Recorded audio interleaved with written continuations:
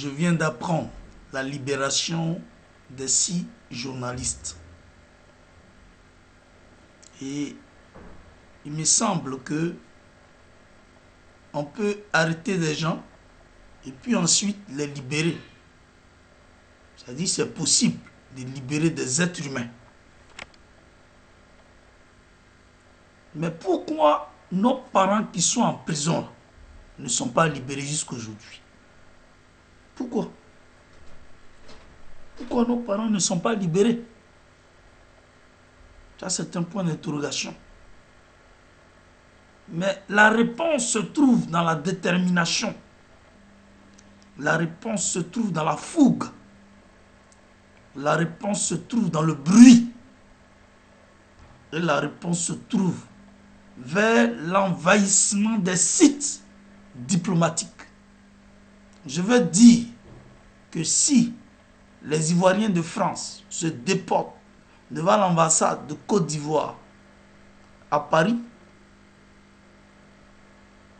ils se feront entendre et puis l'opinion internationale prendra acte. Si les Ivoiriens de Belgique se déportent vers l'ambassade de Côte d'Ivoire, qui peut-être se trouve à Bruxelles, l'opinion internationale entendra et prendra acte. Si les Ivoiriens de l'Italie se déportent vers l'ambassade de Côte d'Ivoire, l'opinion internationale entendra et prendra acte.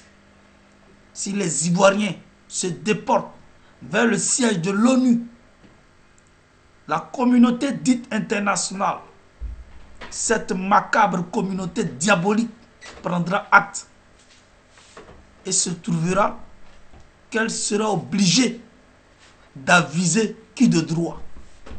Si les Ivoiriens en Côte d'Ivoire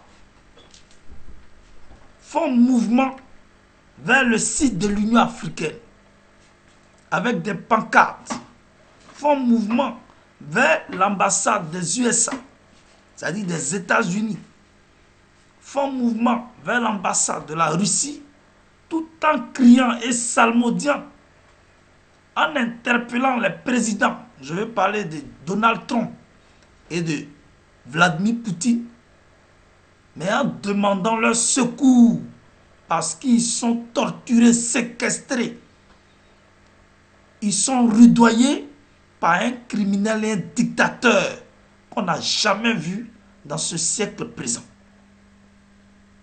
Si les Ivoiriens se déportent en masse et en grand nombre devant ces sites-là, il me semble que on est capable d'avoir gain de cause concernant la libération de nos parents détenus injustement en Côte d'Ivoire et à La Haye. Donc, pour cela, je demanderai aux Ivoiriens de se déporter à partir du 17 de ce mois, pour dire qu'à partir du 17 février 2017, devant ces sites-là, jusqu'à ce que la libération de nos parents soit constatée. C'est-à-dire à partir du 17, s'il y a un groupe qui va devant ces sites, que d'autres ne sont pas partis, ils peuvent prendre le relais le samedi qui suit, et ainsi de suite, jusqu'à ce que la libération définitive de nos parents soit constatée.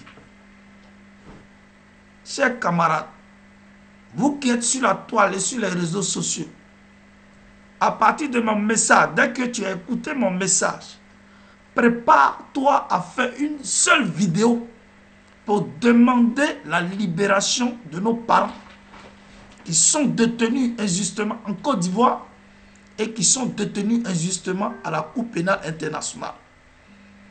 Toi qui n'arrives pas à t'exprimer devant une caméra, fais un post écrit et commence par réclamer la libération de tous nos parents emprisonnés injustement.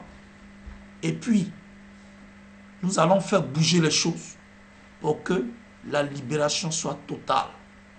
Car trop, c'est trop. car trop c'est trop. Il est l'heure, c'est le moment de se signaler. Il est l'heure, c'est le moment d'être debout. Il est l'heure, c'est le moment de faire du bruit.